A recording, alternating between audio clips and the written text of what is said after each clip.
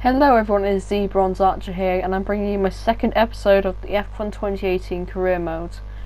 As you can see here, I'm just getting another I already got a reliability upgrade a little bit couple minutes earlier, and then I also got a second one at the end of the first practice session. I didn't quite have enough. That's what I was supposed to go for anyway.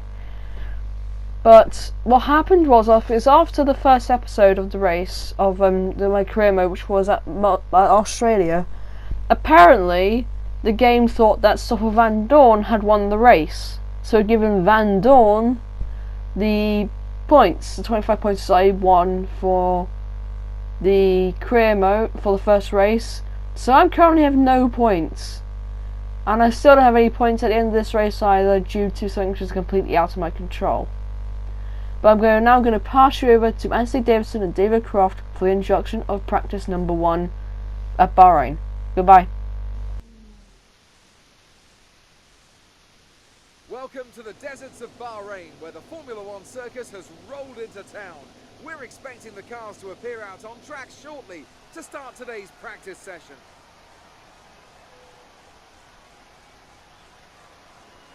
Beside me to take you through free practice today is a man with 3 decades of racing experience under his belt.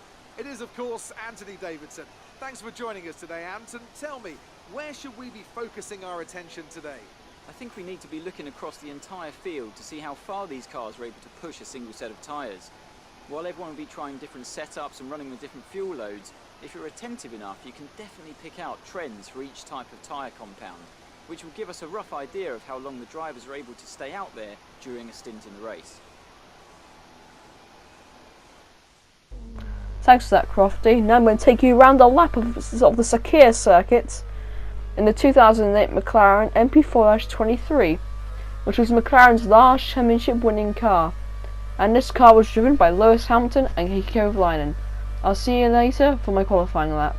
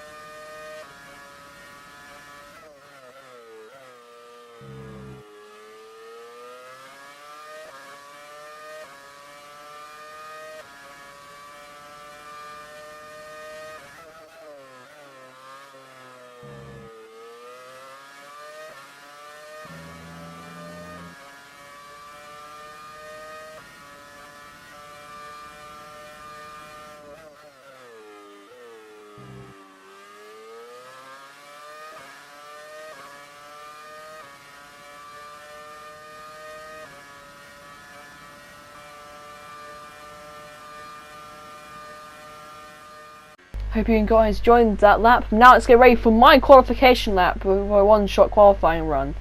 It's just here going up to 197, 198, 199 miles per hour, braking down to second gear, hitting the apex, taking a lot of that curb by mistake. Up into third, up into fourth, short shifting, up into fifth, the back end slip down a little bit there. Now we're running up the hill, up into seventh, up into eighth gear now, braking down into fourth gear, avoiding some of the curb. Going out a little bit on the exit, just trying not to take out that much of the curb. Bouncing over the curb on the inside into turn 5 and turn 6 on the exit now, up into 6th gear, up into 7th gear. Getting a little bit wide though, down in 2nd gear, so I compromised my line a little bit on the exit. Going down to turn 9 and 10. Down to 6th, 5th, 4th, 3rd, 2nd gear on the exit. Not quite full throttle, just have to be a little bit careful. Up into 6th, 7th. Now 8th gear just before the end of the straight. Now down quickly, back down to 5th gear. Now down to 4th. Up into 5th, 6th, Now let's try and take flat out.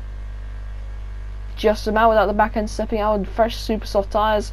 Down to 3rd gear, up into 4th, 5th, using up all the cover on the exit, 6th, 7th. Now 8th gear, just now.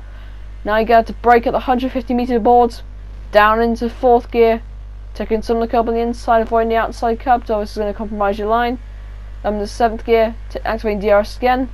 And that is my lap around the Bahrain International Circuit and at the SHARE circuit.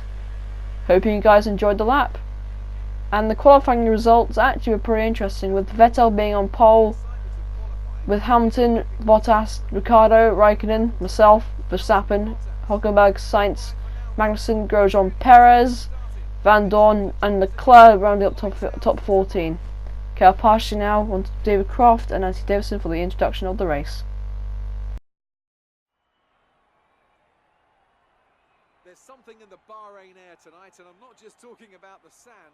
Our brightest minds have thrust their brightest ideas into the spotlight of the SHARE circuit this evening as we look ahead once more to a Grand Prix that has thrilled us so consistently in the past. We'll be racing around 3.36 miles of the magnificent Bahrain International Circuit today, with 15 corners and 2 DRS zones into turns 1 and turn 11. That should create some good passing opportunities. Keep an eye out for drivers locking the front left down into the tricky braking zone of turn 10. Bahrain has showed us many times in the past though, Anthony Davidson, that a good strategy will only take you so far.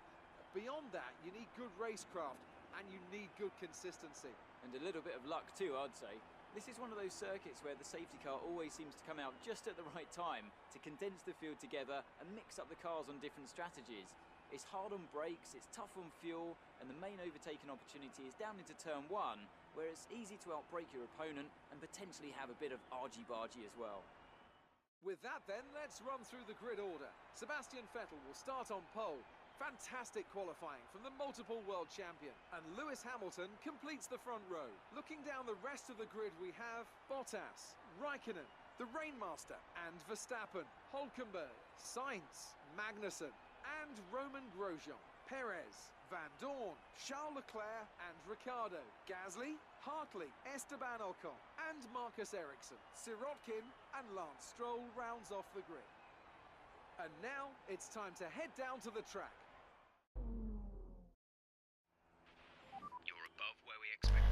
As you can see here for my race strategy today, we're going to be going for a 2-stop strategy for today's race.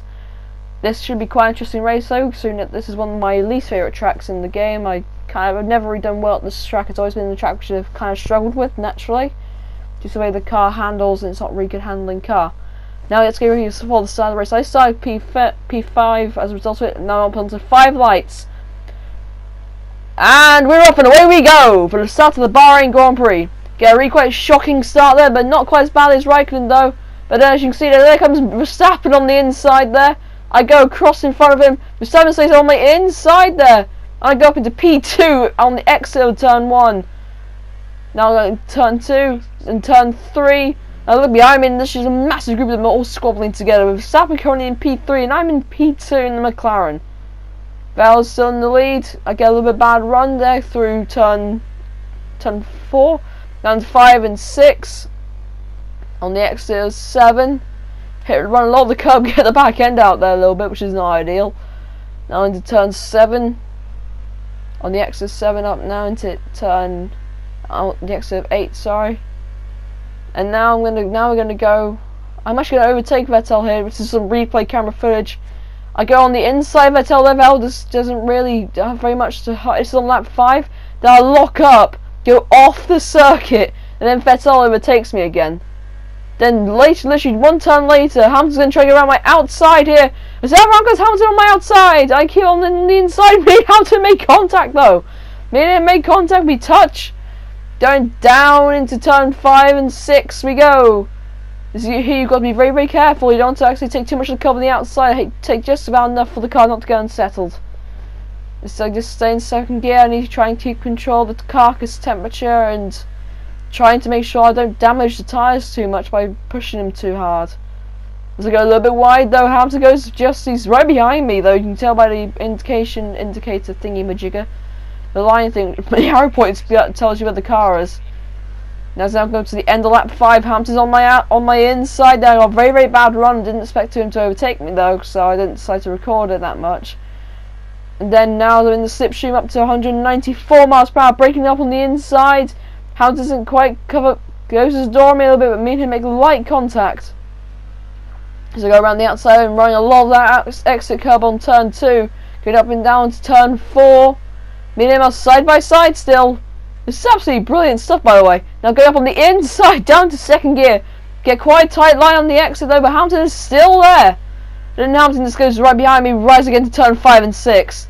This is something things you'd probably seen back in 2014. Now at the end of lap 6, Hamilton overtakes me again. I go a little bit wide, lock up the tyre, go a little bit right, and I didn't decide to. I did record everything in this race, but then on the inside goes Raikkonen. He came out of nowhere pretty much. So I've got the DRS on both Raikkonen and Hamilton, and there comes Valtteri Bottas. As Raikkonen's got a good run on Hamilton, I got the double toe off both of those drivers, running with overtake mode as well. As then I go up on the inside, brake very, very late, got a very, very tight line though, bounce over the curb, Hamilton's right around my outside. Then I go to stay in the slipstream a little bit there, get a very good run though, try to look somewhere around the outside, I then move across onto the inside of Hamilton, as I'm now going to make a diving manoeuvre up on the inside, hit right over the curb, mount it really harshly. That's how we go on the outside of the exit of the turn. Let's go on to lap. At the end of that lap again, Hamilton is past me. He doesn't get a very good line though. And now I'm on the outside now, following him in the slipstream. Up into now activating DRS yet again. Up into overtake mode because we're trying to conserve DRS deployment for later on when Val came in. And so I'm going to go around the outside of him, lock up my front left tyre there. Then you have to try and just keep it holding it around the outside and get the overtake done into turn 2 though, taking a lot of that outside curb load, which is going to not do a lot of good to my electrical system. So at the end of lap number 9 we go on to the final bit of lap. I got a little bit looser on the back end, so that's the reason why I went a little bit too much tight towards the inside. So Hamilton's currently got my slipstream, so as Bottas got Hamilton's slipstream. So there comes Hamilton, I go block across him. There Hamilton goes through, then go on the outside as Valtteri Bottas. Doesn't quite get the line though which he needs. As I'm just following Hamilton in the slipstream and DRS. Up into 8th gear, up to top gear. Gonna make a dive around the outside yet again. That's a pretty good manoeuvre. Hamilton gave me the room on the outside. Brake late. There comes Bottas on my inside there. It's like a little poking, like, hello, I'm still there by the way. And then now I'm staying in the slipstream with Hamilton. I've got to try and figure out a way to overtake him before my tyres just drop off the cliff. That's going to happen very, very soon. If we just stay in the slipstream, get a pretty bad run on the outs on the exit of turn 4 though. They're going up into turn 5 and turn 6, down to 5th gear, bouncing over the curb. Bounce off over the curb again, go a little bit loose at the back end there. Now going down to 3rd gear, down to 2nd gear. Planting the power on the exit, up into 4th, up into 5th gear now, 6th. 7th gear, sorry for yawning. Down to 1st gear, up into 2nd gear again. 3rd gear, 4th gear, 5th gear with DRS activated. 6th gear, 7th gear. Now up into 8th gear now. Then down up into 4th, I'm getting a little bit of a tighter line. 6th gear, now this is going to be really quite interesting. I'm going to go through the flat out turn. Then dive it up on the inside there. Ham has no time to defend. I slide in it like Tokyo Drift and DK. And there goes me past the driver. There comes now Valtteri Bottas comes up on my inside and dives up on the inside. I get a pretty bad run though, because I'm trying not to hit him, obviously, because I don't damage my car. I didn't realise this at this point in time though, but if I would come into the pit lane the lap prior, I had no idea about it. Past goes right around me goes Raikkonen with DRS. With that immense straight line speed in that Ferrari. I got up on the inside, me and Raikkonen made contact yet again. I bounce over the curbs. Up into 5th gear, up into 6th gear now. 7th gear. Now up into 8th gear now. Nothing else really happens for much of this lap pretty much. I get a little bit looser, Raikkonen's catching up to me again. Then I just pull away a little bit on the exit. down to 5th, and then going up into 6th gear on the exit turn 7, braking down into turn 8 down to 3rd gear, 2nd gear, 3rd, 4th, 5th, 6th, 7th gear, down to 4th, 3rd, 2nd again, 3rd, 4th, 5th with DRS. This time I was close enough to the back of Bottas, and the next clip will be me coming into the pit lane behind Bottas with Raikkonen, and Raikkonen chooses to stay out, and I go, release me out of the pit lane. I'm still behind Bottas, but then the group of 3 cars, which is Ericsson and Hartley, go past. I barely stay ahead of Sergei Sorokin as I come out of the pit lane here. I block off, I then go a little bit wide into turn 1. You can see that there's a little no indication arrow showing where he is. He's not that far away from behind me actually. He then catches up to me using slipstream. There he is. Going down to 4th gear, 3rd gear, 4th, 5th, 6th gear yet again. Bouncing over the curbs, down to 5th gear, up into 6th gear, now down back into 3rd gear again, just trying to keep the car steady.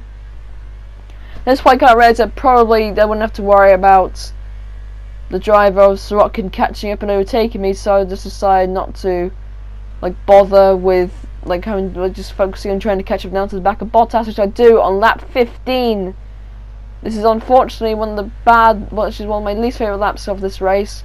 As there comes Bottas, he gets quite slow entry into the turn, so I make a dive up on the inside of turn 10, bounce across the curbing.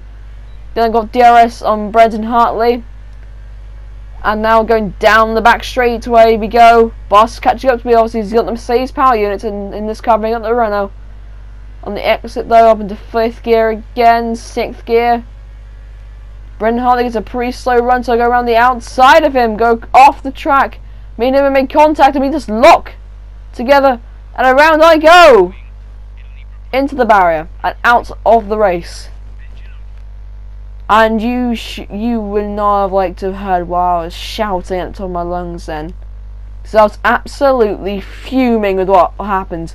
Just because Hartley blocked me a little bit going up around because I was trying to go around the outside of him, he didn't give me any room. So when he broke, I went straight to the back of him.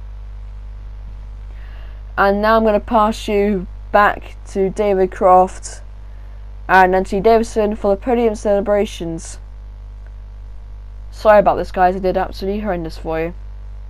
That's a fantastic performance from Ferrari. It hardly looked in doubt. And I have to wonder, Anthony Davidson, just what set them apart from the competition here. Well, time management probably played quite a large role in the outcome of this one. As ever, it's not just about speed, it's all about maintaining that speed consistently over a stint, over a race distance. So being able to keep up the lap times while still being smooth on the controls and gentle on the tyres, that's really where the race was won today.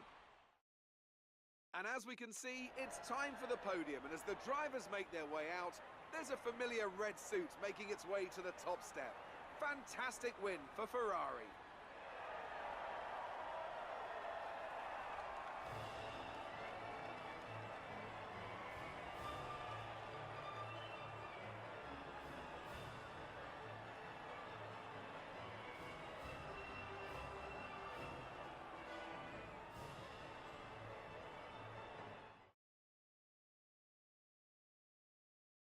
And now let's take a look at the drivers' standings. Lewis Hamilton takes the lead of the Drivers' Championship. Now then, Anthony Davidson, who was your driver of the day? I think I'm going to give it to Daniel Ricciardo. He's come through the field so well today, you know, well deserved. And now let's take a look at the Constructors' standings. We saw a dip in form from the championship leaders today. Their lead has taken a significant blow. There was also a strong showing from the Mercedes team today as they make their way up the standings. There'll be plenty more twists and turns to come this season. I hope you can join us at the next race to see just who will come out on top.